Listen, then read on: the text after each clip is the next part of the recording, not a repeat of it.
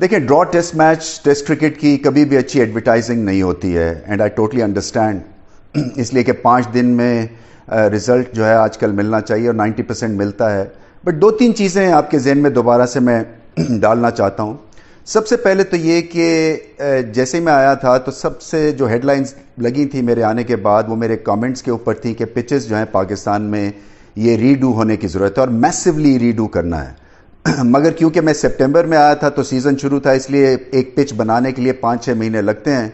और जब season off होगा तो आप देखेंगे कि ऑस्ट्रेलिया से सॉइल आ रहा है। हमने अपने यहाँ पे एक्सपेरिमेंट करके सॉइल जो है कुछ तैयार किया है सॉइल एक्सपर्ट्स के थ्रू, और 50 से 60 जो पिचेस हैं ऑल ओवर पाकिस्तान वो हम रीडू करेंगे इंशाल्लाह जैसे ही हमारा सीज़न मार्च अप्रैल में ख़त्म होगा। मुझे फैंस की जो फ्रस्ट्रेशन है उसकी समझ आती है, और यकीनी तौर के ऊपर रिजल्ट आ जाता तो बड़ा अच्छा होता। मगर ये 3 टेस्ट मैच की सीरीज़ है। देखें, सोचने की बात और समझने की बात यह है कि अभी बहुत क्रिकेट बाकी है और हम सिर्फ for the heck of it एक तेज़ पिच या एक बाउंसी पिच बना के ऑस्ट्रेलिया के गोद में खेलना नहीं चाहते।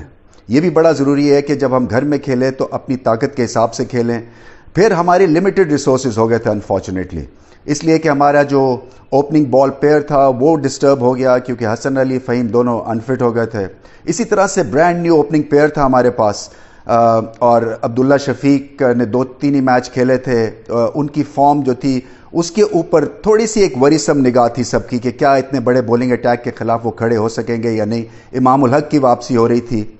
ये जब आपकी ओपनिंग पेयर और बैटिंग पेयर और बॉलिंग पेयर जब डिस्टर्ब्ड हो और रॉ हो तो फिर आप चांसेस उसी हिसाब से लेते हैं। फिर आपके पास लेग स्पिनर तैयार नहीं था, यासिर शाह अनफिट हैं। हम एक अंडर सोर्स्ड 15 के साथ उतरे थे। और ऑस्ट्रेलिया मत भूलें कि दुनिया की एक पावर हाउस है, अभी एशेज जीत के आ रहे हैं, उनके टैलेंट को रिस्पेक्ट हम देते हैं। और इतनी जल्दी हम एक्सपेरिमेंटल मोड में नहीं जा सकते थे कंसिडरिंग अपनी स्ट्रेंथ्स को सामने रखते हुए।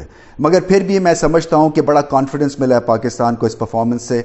बैटिंग खास तौर पे चमकी है, बॉलिंग में 6 विकेटें एक स्पिनर ने ली हैं। तो ये एक ब्राइट पॉइंट्स है। मगर फैंस को समझने की ज़रूरत यही है कि हम पूरी कोशिश करेंगे कि रिजल्ट ओरिएंटेड सीरीज़ हो, मगर पिचेस जो हैं वो ऐसे नहीं है कि जादू की छड़ी है और कोई डंडा हिलाएगा और पिच जो है वो सरसब्ज हो जाएगी या रिजल्ट ओरिएंटेड हो जाएगी। हमने ऑस्ट्रेलिया को हराना है, एहतियात के साथ अपनी स्ट्रैटेजी बनानी है। और जो स्ट्रैटेजी बनती है वो ये है कि लो बाउंसी ट्रैक्स हों जहाँ पे गेंद रिवर्स हो, लेग बिफोर और बोल्ड आउट के डिसीजंस जो हैं इन प्ले हों, जहाँ पे हमारे स्पिनर्स जो हैं वो अपनी कारकर्दगी दिखा सकें। और इसी तरह से बैटिंग जो है वो हाई बाउंस के खिलाफ जो है उसको एक लो बाउंस के खिलाफ जो आदत बनी हुई है हमारी, वो हमारा एडवांटेज साबित हो सके।